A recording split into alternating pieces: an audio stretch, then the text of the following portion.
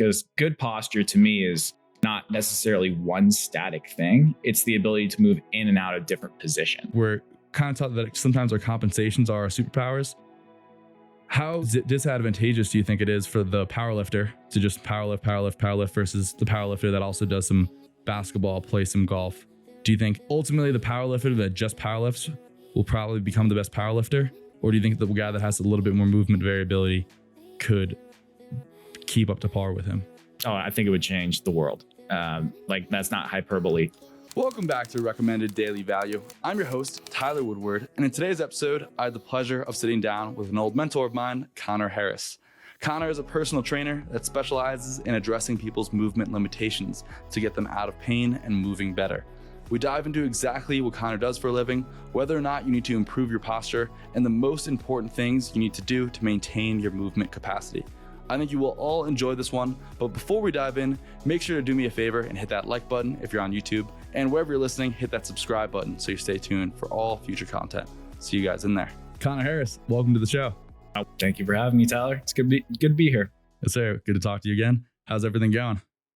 It is going well, man. Yeah, we're just kind of in the middle of a transition in the business right now. We were talking a little bit before the show started that we're moving to San Diego in a couple of months. Actually, we're packing up in about 6 weeks here. So it's coming fast, and I'm really excited to move the business to somewhere that has a little bit better weather, a little higher profile clientele, if you will, but also be able to be around other higher level practitioners, which I think will be good for networking and being connected to the type of people that I want to be connected to. I'm sure we can maybe go into that later too, specifically, but that's kind of the biggest thing that's going on in my life right now.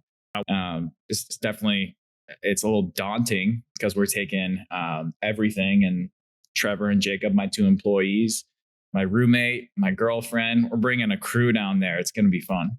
That'll be awesome. San Diego is not too shabby either, so I'm sure that'll be fun. Yeah, I've never met anyone that's lived there that didn't like it. Yeah, I don't think anyone tries to leave voluntarily, at least. Exactly. So when I ask you what you do for a living, I know this is a hard question. What's your typical answer? Yeah, it's funny. I still don't know what I would call myself. I don't have like a official title or anything. But when people ask what I do, usually what I'll say is like, I do a weird blend between fitness and rehab. And it's more of a progressive methodology that is more up and coming in the industry. And that kind of covers a lot of the bases of what I do without having to go into the nitty gritty of it. But, if you were to put it super simply, I guess I'm like a personal trainer that specializes in rehab. But the way that it makes sense to the average person, I'm like, if you had a back injury, but you still wanted to work out, I'm the guy for you. There we go. Okay. And then so why would someone come to you for their back injury? What are you going to address that the average meathead personal trainer is not to condescend meatheads? I'm a meathead myself. I have a little bit of that in me too. What I would say is like, I see a lot of people that have been through a lot of the traditional approaches to rehab. So like I see mostly people that have seen a lot of physical therapists, chiropractors, a lot of different types of doctors potentially, and nothing has really worked. And they're seeking something that's a little bit different.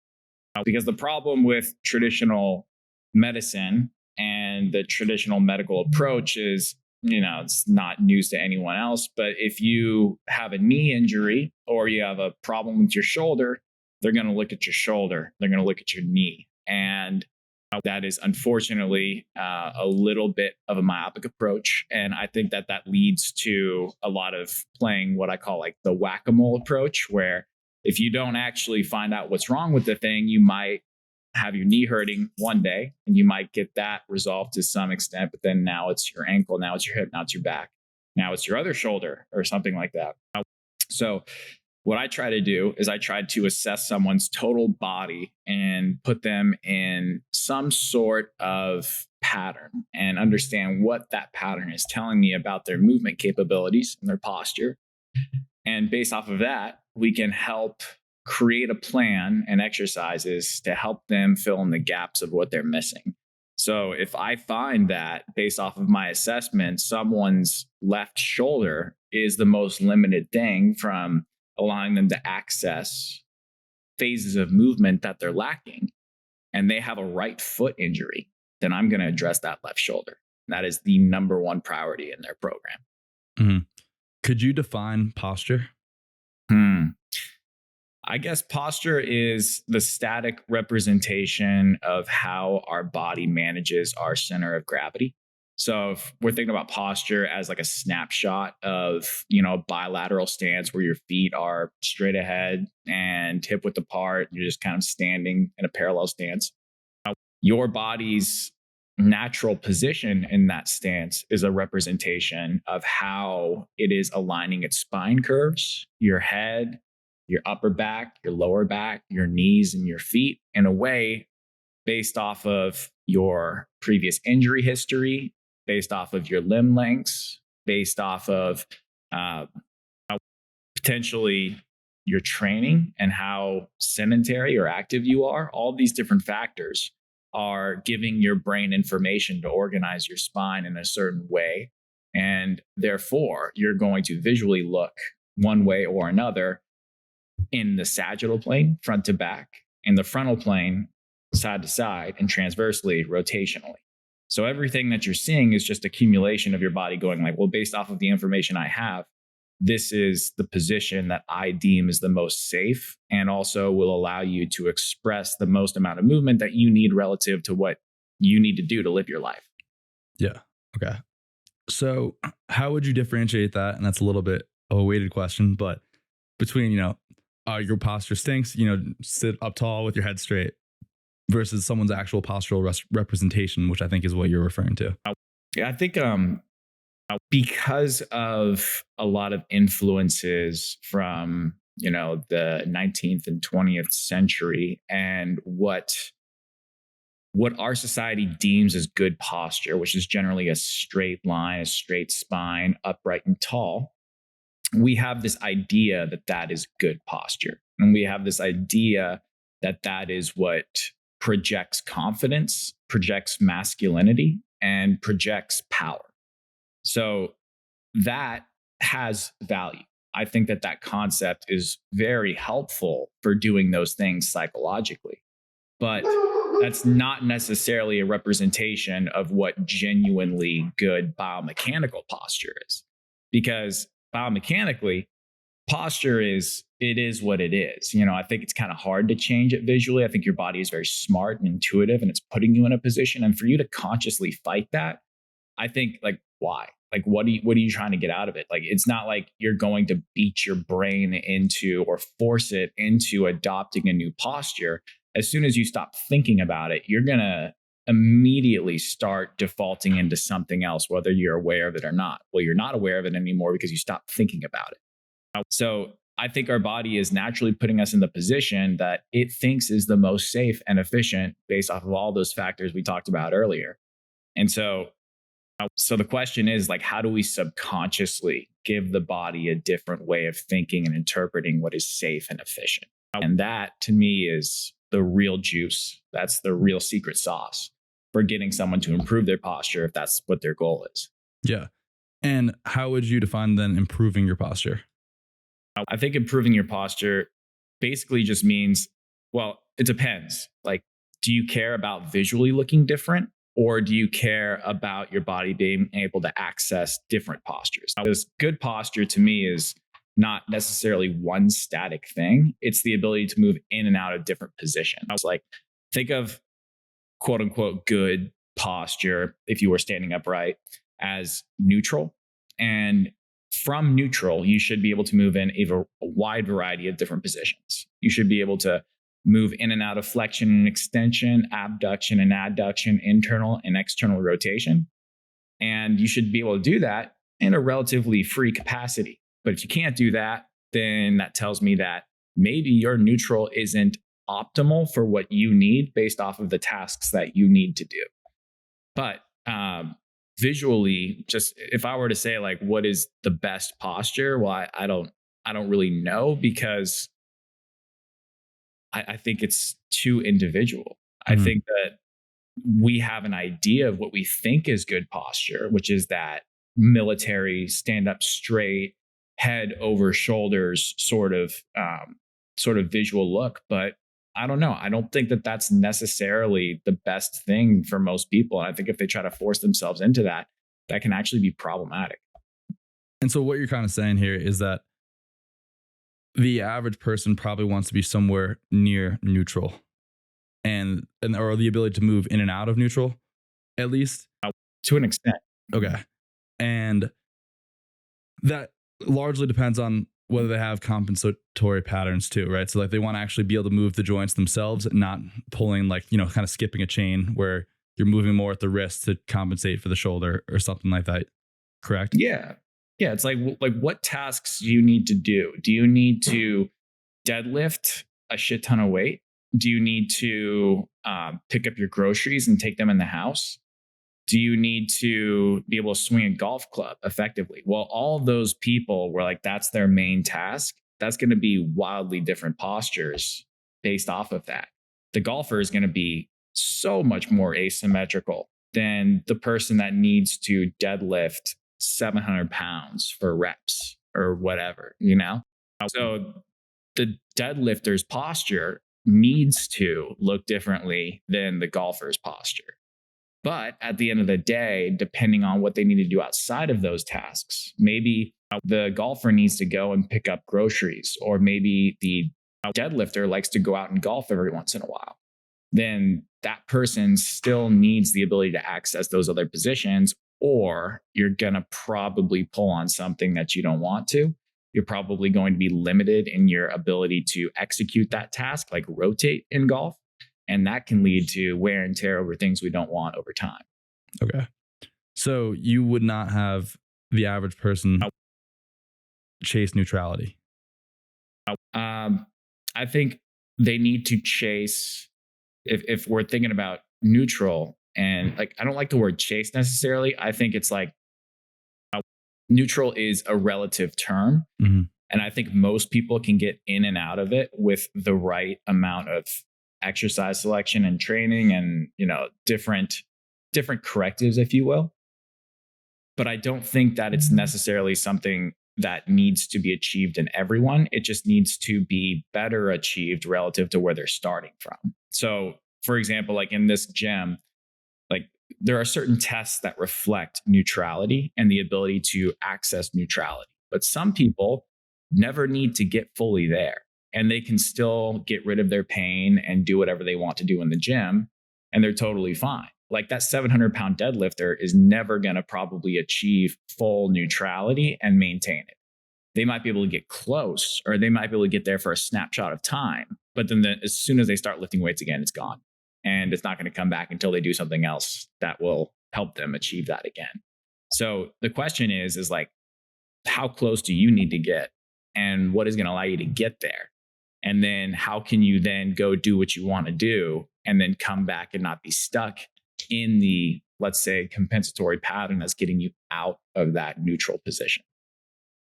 And you tend to see more injuries towards the extremes of these things, right? Like that's why pulling someone back to neutral, and we're not saying like neutral, but like away from the end ranges where they can basically not move, tends to be a little bit more joint friendly.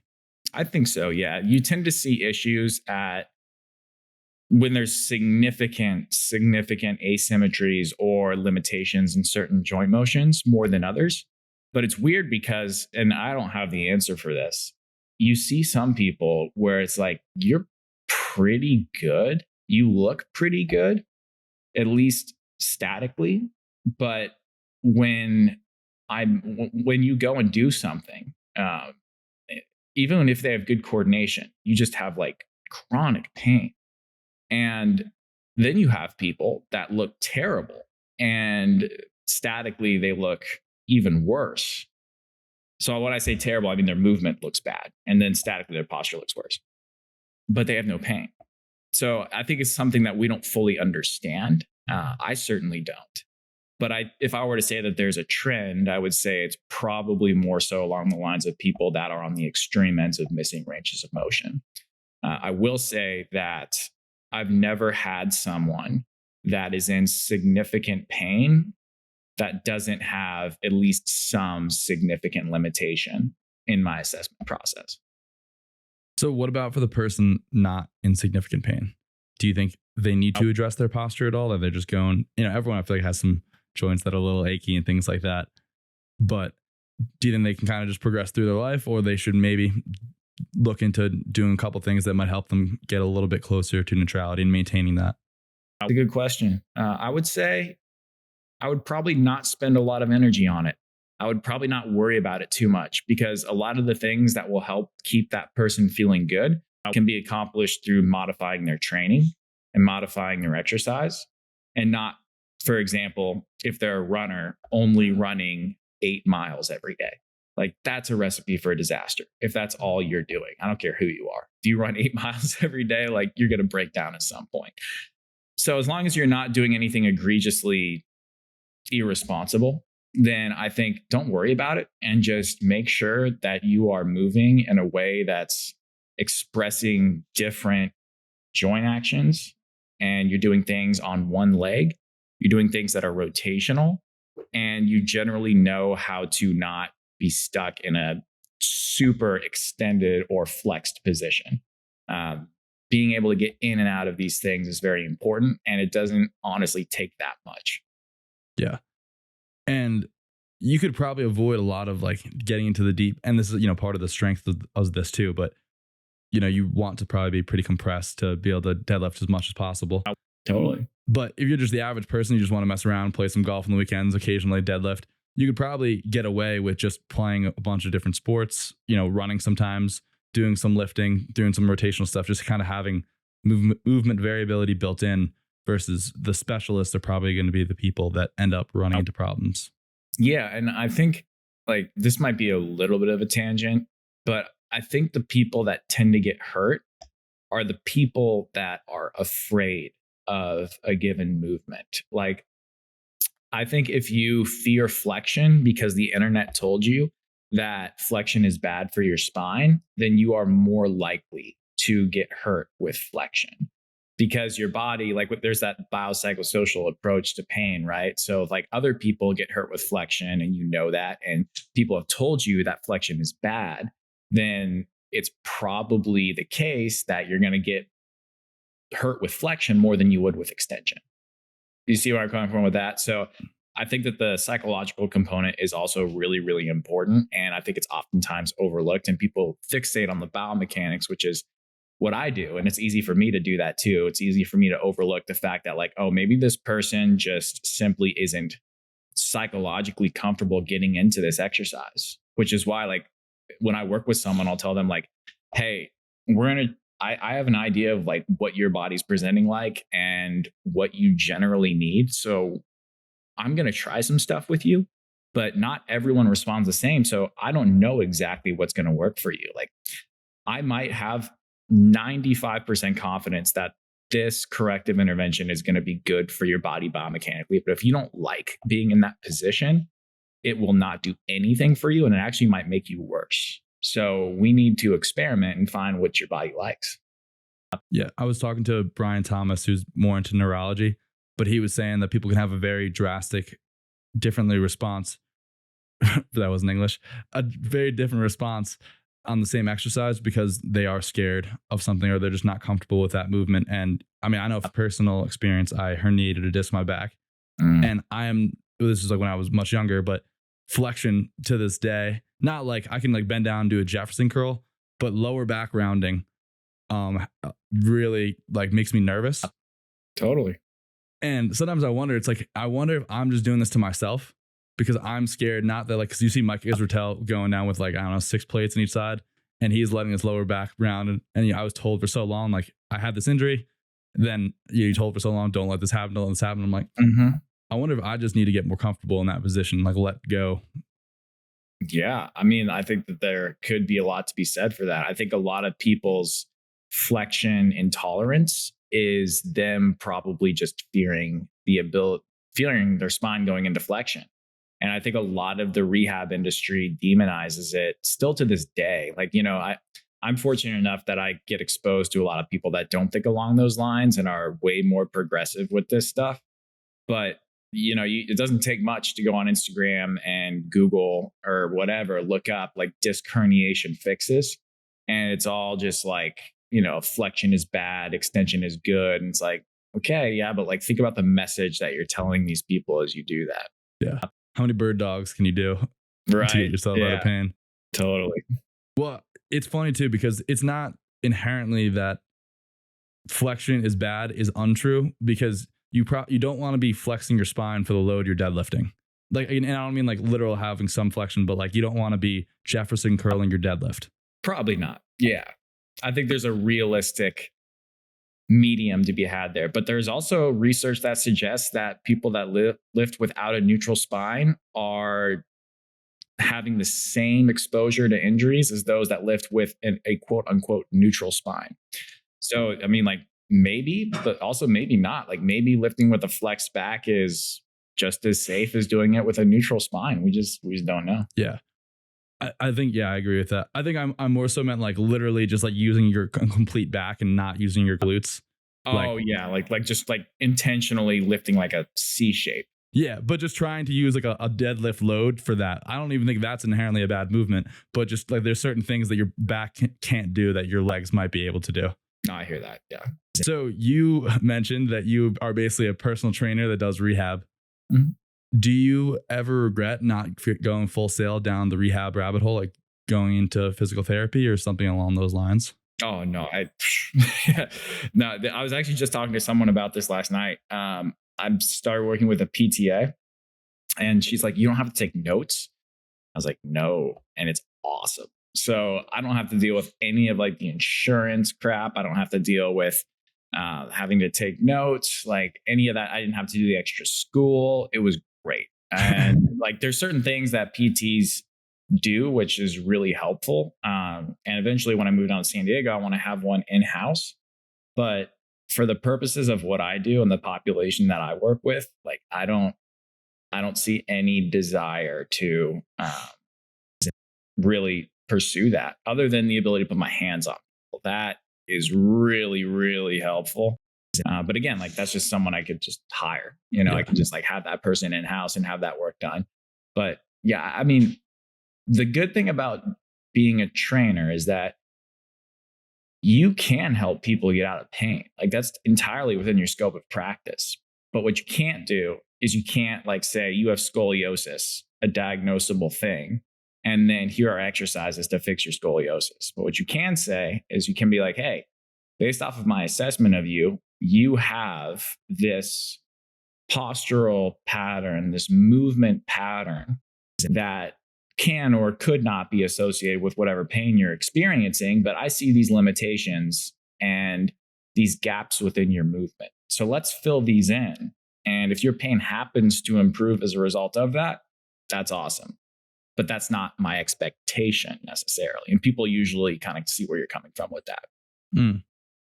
What do you mean it's not your expectation to see? Because I'm careful with the words that I use. And I don't want to say that I'm going to fix your pain type of situation. I want to say, I want to improve your movement capabilities and allow you to express things that you're not able to. And as a result of that, like you may or may not feel better. And people usually can read between the lines and they're like, okay, like this is probably going to help me in some capacity and I might feel better. But I just try to avoid the legal gray area of like, okay, I'm a personal trainer, but I specialize in fixing pain. I think that's a slippery slope. Yeah, for sure. What about when someone says like, how do you feel? And I guess this is the legal question too. It's like, all right, you are missing 40 degrees of IR, or, instead of saying scoliosis, which is more of a medical term. Mm-hmm. So you have anterior pelvic tilt, as if that's a death sentence. Yeah, right. So I guess what's the question based off of that? So like, you obviously can't diagnose someone, but I guess you're using your assessments to make the diagnosis for itself. What I would say is like, I don't necessarily even say anterior pelvic tilt. Like I just will show them what their pelvis is doing. And I'll say it's like in a position like this or like this. And then I'll say, that means that you're probably limited in doing this thing as a result of that. And how it affects your movement is this. And so like you're good at shifting out of your right side, but you can't get into your left side, for example. Like that is going to affect your gait. And based off of that, you're probably going to see these things when you lift weights or whatever. So I make it relatable to movement, and I make it relatable to what they're experiencing within their own body as they move. And that usually resonates pretty well. Okay. So from an outside perspective, a lot of what you do is kind of regressing people back, like taking them back to a more neutral posture, but it's so they can return to their sport or whatever they're doing. You typically work with more injured populations, correct? Mm-hmm. Totally. So what about the counter argument maybe that, I can just improve the way I'm performing an exercise, or, like do for, let's say like a lifter, I can just, and obviously, a lot of these are just repetition injuries, right? You're just deadlifting every day and you're just eventually going to run into some sort of issue, but I can do this optimal movement pattern for my lats and really line it up and kind of out train it that way. I kind of do my rehab through training. A lot of the times that is the easy fix, right? Like if you have a chronic shoulder injury from training, then a lot of the times you can simply just alter training and get a positive effect. That's great. But those people aren't the type of people that I'm working with. The type of people that I'm working with are the ones that, again, like have tried a bunch of different stuff. They've been to physical therapists. They've tried altering their movement, and their problem isn't necessarily based around training. Their pain is based around things that are happening outside of training. So like the people that, when they get up out of bed, their back is killing them, or when they go for a run, their knee is really bothering them, or they can't sit for an hour without there being something like really wrong. And I don't think that the optimal lat row is going to fix those people. You know what I'm saying? Yeah. So, it's just a different population, but I do think there's a ton of value in being able to alter exercises and just make things a little bit more biomechanically sound. And that usually clears up a lot of things in that exercise. But that's for people that train and their injuries are based around training. Gotcha. So do you view what you do as more geared to a very small subset of the population, or do you think the wider population at large could derive a lot of benefits from having some sort of basic understanding of what you do? I think the wider population could get a lot of benefits from it because, like, a lot of people can feel better from simply just moving a little bit more, training a little bit more biomechanically sound and all that good stuff, like we're kind of touching on here. But at the end of the day, that stuff doesn't fill in your ability to fully be able to move through, let's say, the gait cycle, or be able to effectively shift your center of mass and be able to do that in all sorts of different types of sports, because everything is really a representation of the gait cycle in one way or another. So what I'm trying to do is I'm trying to give people the ability to access those positions in the first place. Like, if it doesn't matter like how much you can try to force your body to rotate in a golf swing, or how good your form is when you pick up that box from the ground. If you don't have the space to do that, then you're going to find some other way to do it. You know what I mean? So I think assuming you're limited in something, if you're not, then you probably don't need to worry about it. But assuming that you have limitations, then being able to fill in your gaps and knowing how to do that, I think is really, really helpful. And again, it doesn't take a whole lot to allow your body to have a little bit more efficiency within the gait cycle, within its ability to effectively shift from side to side. And that usually carries over to so many different things, because everything, again, is a representation of shifting yourself from one side to the other. Whether you're throwing a baseball, whether you're hitting a golf ball, whether you're trying to pick up something that's on the right side of your body, whether you are, doing a single leg squat in the gym. You can't really pick any example that you're not doing it unless you're just sitting still doing nothing. Totally. So what is your food pyramid in terms of like what would you want the average population to take away from, if you could, give every second grader a handout so that they can give something towards moving better, what would that sort of look like? So I guess it would depend like how we would define what things would be on the food pyramid, would it be things like, are we talking like types of exercises? Are we talking about lifestyle things? Could be anything you want. I mean, lifestyle is probably at the base, if I had to guess, but maybe, at the pinnacle you have, heels elevated, hip tuck. Yeah. Okay. So if I'm talking like feeling good, moving well is the goal, then I think at the base of the pyramid is exposure to different things. So like the biggest problem you can get into is doing one thing over and over and over again. Like that's generally problematic for a lot of people. So I think lifestyle has variability to it, or variability is the very base layer of the pyramid. And then on top of that, I would probably put the ability to access whatever relative amount of neutrality you need for your lifestyle and for your tasks within your lifestyle. And then on top of that, I would put exercise. So I'd probably put like, what does your training look like? How is it conducive relative to the goals that you have and whatever other things you're training for, or whether like training is just a hobby, whatever. Is your training actually allowing you to do that long term without getting hurt? And then on top of that, I would probably put like the base of it, or the tip of it, of that pyramid would be the nuance of the biomechanical stuff that I do. So many people have tried addressing those other three things, but now it's like, well, okay, I'm running out of options here. Now I need to work with someone that can address more of the nuances of my movement, the gait cycle, etc. But a lot of people miss the forest for the trees, and they oftentimes can fixate on that stuff too much. And then you have all this other stuff that people aren't looking at. And that's not even taking into account the psychological side of things. Yeah. Do you think it's the case that your line of work can be as widespread as, like, let's say one of Kassem's exercises, like some kind of lat pull down where it's targeting the iliac lat? Like, he would say it's getting butchered and probably piss him off. But the TikTok population, the world at large, someone has seen them doing an iliac lat. It's kind of gotten popularized. Do you think that could happen with, the PRI, your sort of world, and without really butchering it? Because can I just throw a hook lying bridge in there and then, I might see some benefits, but there's a good chance it also doesn't do anything for me? Yeah, I would say it would be butchered in many, many cases. The unfortunate thing about what I do is it's a little bit nuanced, even like chasm stuff. So it's like, unless you have someone coaching you through it, or you're someone that's a very good learner, you're a good athlete, you have an athletic background, it's really hard to take the stuff I do off the internet and implement it successfully with no errors whatsoever. And that's the unfortunate reality of a lot of what I do.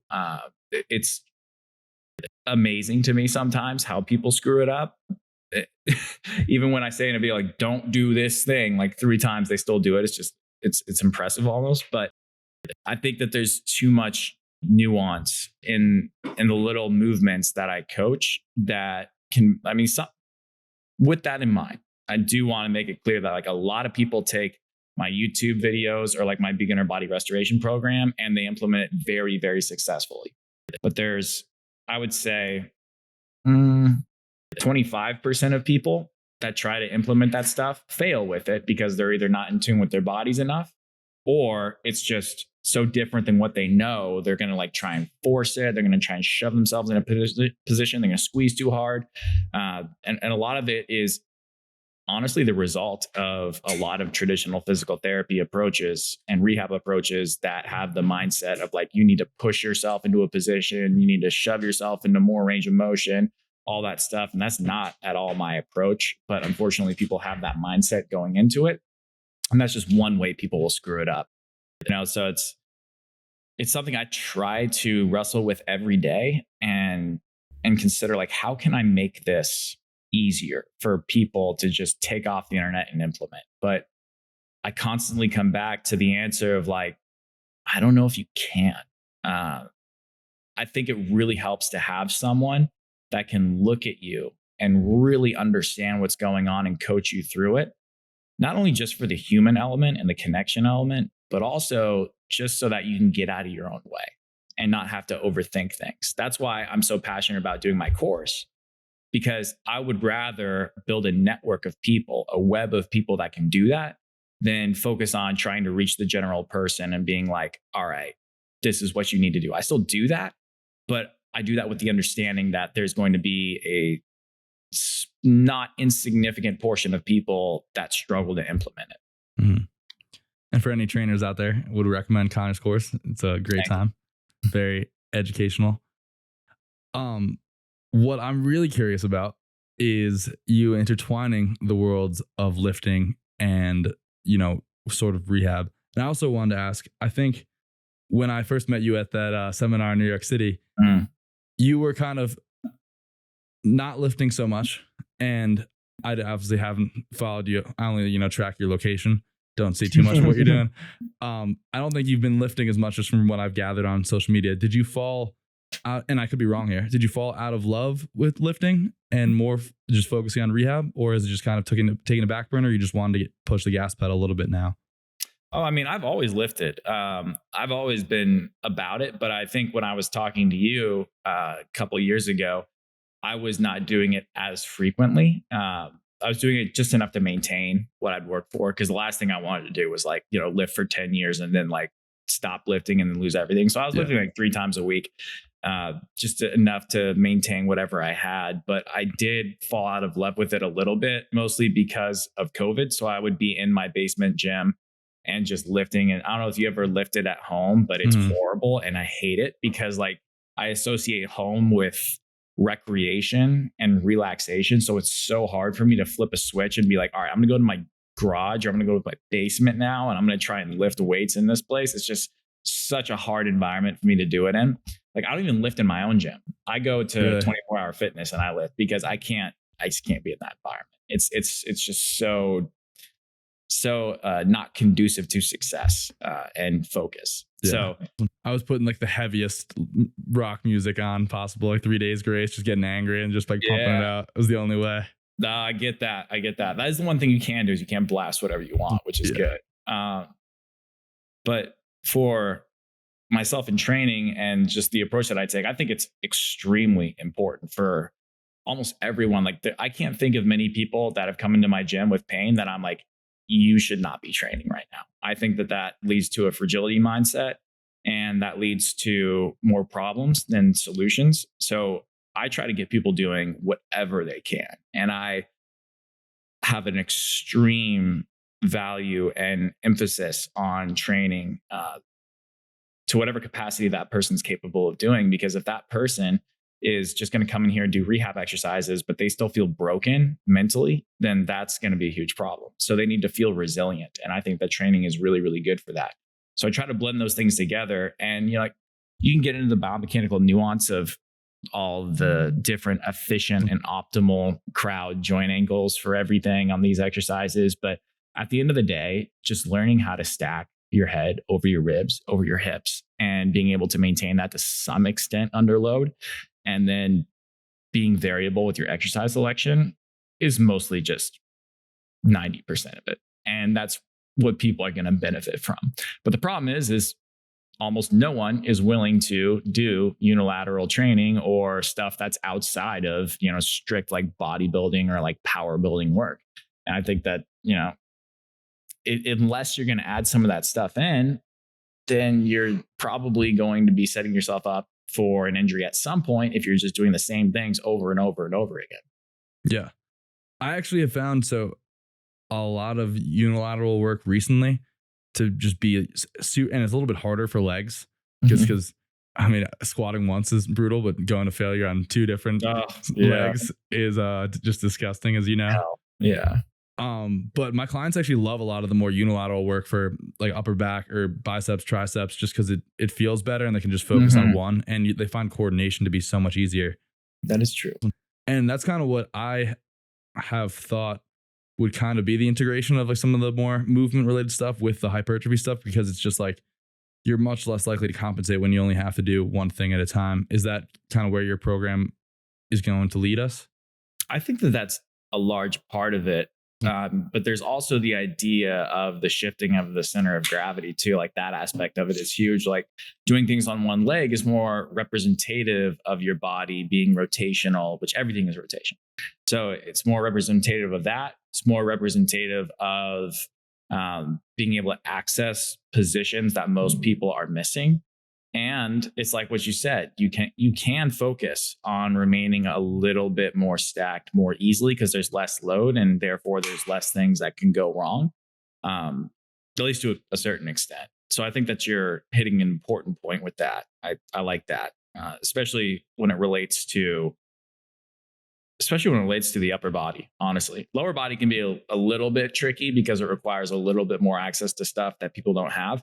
But the upper body, yeah, I think that that's a good point. Mm-hmm. So when you market your training program, what's going to be the appeal compared to just, the average, 5-day, 4-day split? When I market my program in particular? Yeah. So I actually am releasing a weight training program. So it's interesting you say this. Yeah, sorry. That's what I'm asking about. Okay, I see where you come from. So I think a lot of people, when they think about feeling better and moving better, have this idea that they just need to stop lifting hard and they need to stop training hard. Like this industry is split into two of like, you're either rehabbing or you're training hard and you're improving your movement and you're not using a lot of weight, or you're not and you're becoming locked up and you're using a ton of weight. And I kind of want to blend that. And there's been more of a push over the last couple of years of like understanding that training is rehab. But what I want to do is I want to help people see and experience for themselves that you can lift weights and push yourself hard, but you can also not lock yourself up at the same time. And you can even improve your mobility and how you feel. That's kind of what I'm trying to go for with this program. And I want to push people away from the idea of like, okay, well, I have a program that's going to make me jacked, or I'm going to get really strong, but I'm worried about flaring this up or this old injury coming back. And that's, I think, coming from, what we're told in this industry is like bigger people or more muscular people are the ones that are going to be locked up a lot. And that's not necessarily true, in my opinion. Do you think, and has your perspective at all changed on that? That someone's compensations are their superpowers. I'll give you an example. So Nicholas Simpson, I don't know if you know him. I don't. Really smart guy. He runs a business called Vital Strength Physiology. And he was a strength coach for the Canadian speed skating team. Okay. And, his job as a strength coach is just like to get the athletes stronger. And then he started noticing that the top level athletes were getting beat by some of the ones that weren't on par in the weight room. So the lower guys were stronger. So it's like, all right, well, maybe, adding 5 pounds to this guy's bench is not going to help him get onto the top tier. And so what he started looking at is he would ask the skill coach, it's like, what is this person doing or not doing that you want them to do? And they would say, oh, I'm trying to get them to squat 1/4 inch deeper or whatever. And they aren't doing it. And I keep yelling at them. I'm just over it, yada, yada, yada. So he started assessing their table tests and looking to see if they could actually physically access that position. And a lot of times they couldn't. Mm-hmm. And so he actually ended up, I forget what the speed skater's name, but he won. He was very asymmetrically rotated on the one side. They opened that up. He ended up winning the championship. I forget what his name was that year. Typically, I think, and I don't want to paraphrase you, but like we're kind of taught that sometimes our compensations are our superpowers. How disadvantageous do you think it is for the powerlifter to just powerlift versus the powerlifter that also does some basketball, play some golf? Do you think ultimately, and obviously, there maybe there's some genetic things at play that we can't control, but like, let's take this vacuum. Ultimately, the powerlifter that just powerlifts will probably become the best powerlifter?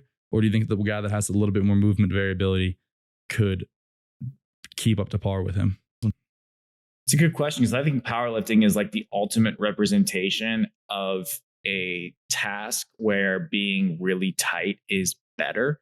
So I think like if we're talking just athletes, in general, like your speed skaters or like your golf. I think if you were to say a golfer that plays basketball or like a golfer that likes to get out and play ultimate frisbee, like I bet that person would be a better golfer or, less prone to injury or whatever. But I think powerlifting is the one example that's like, you're probably actually better off with less variability to a certain extent. If the goal is performance. But I wonder, I don't have like a answer that I'm 100% confident in with that, because I don't think there's a lot of powerlifters that do those things, but we do know that athletes that have multiple sports tend to be more successful. So I don't know. That's a good question. But I think if there ever was someone that would benefit from not doing a whole lot else, it's probably powerlifters. And linemen, right?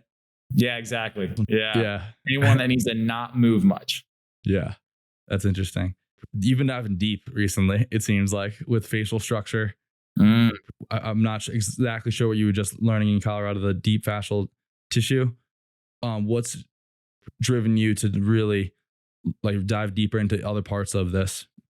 Yeah, no, for sure. So like with the face stuff, one reason we're moving down to San Diego is because I want to be around different practitioners that can assess and be able to legally work with like an airway or someone's cervical spine or their cranial bones being out of alignment, stuff like that. So like at the end of the day, I would say that like my methodology works really well for about 90% of people.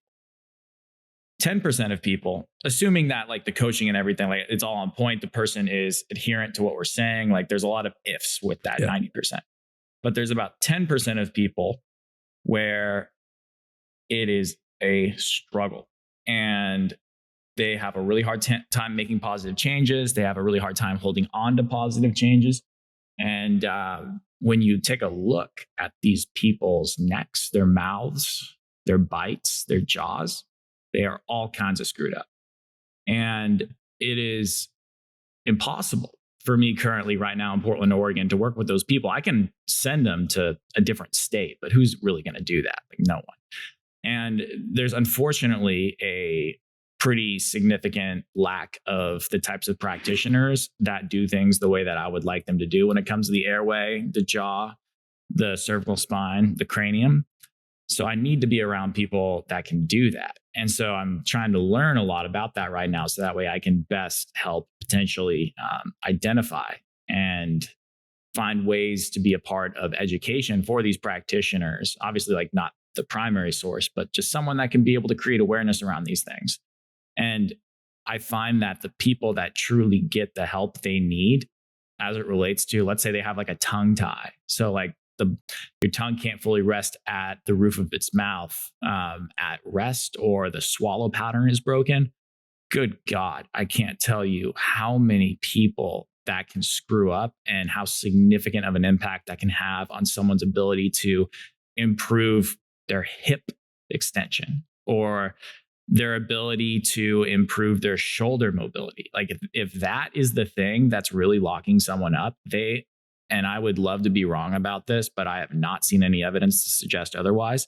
With those people where that is their primary driver, and that is very important to distinguish, like a lot of people have tongue ties, but if that's the driver of what's going on, until that gets fixed, I don't even know what to do. Yeah. And it's like, it is such a problem. For example, my own girlfriend is like this, ironically. She has crazy neck pain. She has a really hard time sleeping at night. She wakes up feeling exhausted every morning, and her tongue is the issue. So like I can get her, let's go back to the neutral conversation, perfectly neutral, and everything's great. But as soon as she puts her tongue on the roof of her mouth, literally a millisecond that happens, her neck rotation and pelvis rotation is effectively zero. Wow. It's literally instantaneous. And I'm just sitting there like, well, okay, what am I going to do until that gets resolved? So I need to be around people that can work with that. And facial asymmetries are a representation of someone's cranial bones being in a pattern. just like someone's uneven shoulders would be representative of them being in a pattern, just like someone's uneven hips would be them being in an asymmetrical pattern. The way that someone's face is presenting is a pretty good indication as to what that means for the position of those bones. So I think it's a really cool way to be like, okay, if your face looks like this and your jaw looks like that and the roof of your mouth looks like that, then you probably need this. But obviously there would be other objective tests put in that, but it's just a good indication. And I don't think a lot of people are thinking along those lines. I think that the body is primarily concerned with survival, and it's concerned with managing an airway, and it will do whatever it takes to manage an airway. And your tongue, your bite, your jaw, your teeth, your neck are all so intimately tied to your airway.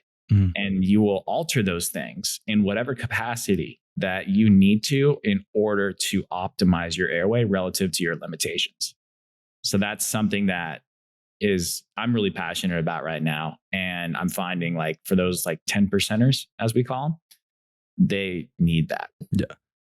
So on the spectrum of inaccessibility, tongue ties or like dental work and optometry, about as inaccessible as possible.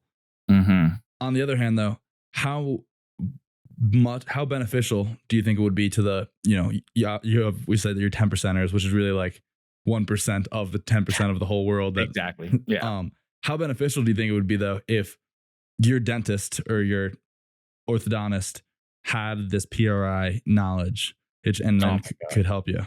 Oh, I think it would change the world. Like, that's not hyperbole. It would change the world of orthodontics and dentistry, because I can't tell you how many people do you know that got like teeth pulled for their braces, like wisdom teeth, or just like any teeth got pulled in order to make room for other teeth. Oh yeah, I know a ton. I got that as a 4 bicuspid extraction, as they call it. And that just is like, okay, I see what you're doing, but that is like a surface level approach. So that way you can make room for other teeth to fall into alignment. That's not taking into account what that's doing to the airway. That's not taking into account how that's affecting the palate and the ability for the tongue to rest at the roof of your mouth. You're actually making it harder for that to happen. So you're making it harder then for you to manage your airway. Now, all of a sudden, you're opening up an entire can of worms. So I think a lot of orthodontists and dentists, and this is me saying this with as much humility as possible, given the fact that I'm not a dentist. This is me regurgitating what I've heard from dentists that I respect. So this is not like Conor's opinion necessarily. This is just something that I definitely believe in based off of the evidence I've seen from higher level practitioners. A lot of dentists are concerned with reorganizing teeth and making a bite look visually appealing, rather than considering the effect that's having on the rest of the cranium, the cervical spine, the tongue, etc. Now, it's getting a little bit more popular, but at the end of the day, it's just like, still, it's the equivalent of like going to generic physical therapy and like you have back pain, so they give you clamshells, they give you like hip abductions, like whatever. Is that okay? So for this, it's like, all right, we're just going to pull some teeth and we're going to make your smile look good and you're out the door. Give me $5,000. Well, so for you, let's say, would you ever consider getting some orthodontic work done to potentially help correct a bite? I don't know. You might have perfect teeth too in terms of that postural structure, but do you think it would help the average person, or how would it help them? Oh, for the average person, it depends if that's driving their issues. So for like the 10%ers, yes, but I think where the real value would be preventing people from becoming those 10%ers, and I think that there's a lot of work being done right now that's compromising airways. And I think we need to create awareness and education of, hey, like, there's a lot of lazy things being done right now that is creating a lot of total body issues from stuff that's being done orally, or potentially like a different rabbit hole be visually. So I think it's important that we create that awareness, and it's slowly starting, but it's going to be it could take 100 years. Yeah. Medicine's always a little bit behind what's the most technologically savvy practices. I do have a question though, because I just wrote an article, I'm about to publish it, on basically how our jaws are shrinking. Yeah. And I from my perspective, it seems to me that it's largely from a lack of stimulation. So we're, smoothies and things like that. We're not really chewing nearly as much as we used to. Mm-hmm. I also think it's in part from certain nutrient deficiencies. I don't think we're getting nearly as much K2, which regulates bone growth, vitamin D, calcium. You seem to have a different perspective. I think it's all the above. And I think that it's also, I have another thing for you, but I think if you, again, have a poor airway, your jaw is inherently compromised. Just like if you have it works both ways. So if you have a poor airway, your jaw is compromised. You have a poor jaw, your airway is compromised. So that is massively, massively important. And what drives a lot of the jaw development is your tongue. So like you weren't breastfed, or if you had a tongue tie that wasn't diagnosed and fixed when you were a kid, it's a huge problem. And that could really influence how your jaw develops. And that is something that I'm getting increasingly more aware of. And then you have mouth breathing, and then you have like exactly what's feeding in. So I think there is a huge aspect of what you're talking about too. But something that I've recently seen is there's some sort of paper put together, and it was how testosterone levels are slowly lowering in the male population with each passing generation. Mm-hmm. And they put together these visuals of what the average like 25-year-old man looked like in 1950. And it's kind of like what you would expect. Like, imagine like John Hamm, like a younger John Hamm is kind of like what it looked like. And then every passing generation, you start to see like the feminization of the male body until the point where like they predict that in 2050, like the average guy that age honestly kind of looks like a female. Like it's like they have breasts, they have like very sort of like smaller bone structure, their jaws are more narrow. And it's just interesting because I think it's pretty objectively true that testosterone is decreasing in the male population. Like we kind of know this just by, if you look at the ranges that we consider normal, testosterone has decreased as the years have progressed. So I think there's that too. I think it's everything.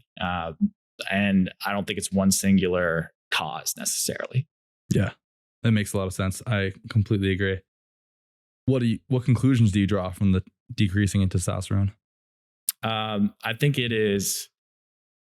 that's also multifactorial. I think it goes into the diets that we eat to this day. I think it comes into a lack of physical exercise and activity. I also think that there's something to be said about the things and quote unquote all-encompassing word chemicals that we are exposed to. And I think that there is a lot to be said for those three factors. But ultimately, like, I don't know, that's not my like area of expertise necessarily, but I would imagine a lot of it is revolving around the things that we're putting in our bodies and the lack of physical activity. Yeah. From what I understand, I would say that's pretty spot on. And I like to dive into that wheelhouse, but I want to be respectful of your time. What's next for you? What's next for me? Well, other than the San Diego thing, man, I think the weight training program is something that I'm going to release on Monday, actually. Ooh. So that'll be cool. I think really what's on the horizons for me is just like, how can I continue to push this information forward? How can I continue to spread awareness about it? And how can I get people connected to the right types of practitioners? Because I think a lot of people are hearing about this stuff. They don't know where to go. And as we talked about based off of our discussion, like a lot of times working with someone in person is really, really helpful. So I want to open up opportunities and avenues for people to do that. So there might be something like that coming a little later this year. That'd be awesome. Well, Conor, thanks again for taking the time. Really appreciate it. And until next time, guys, be good.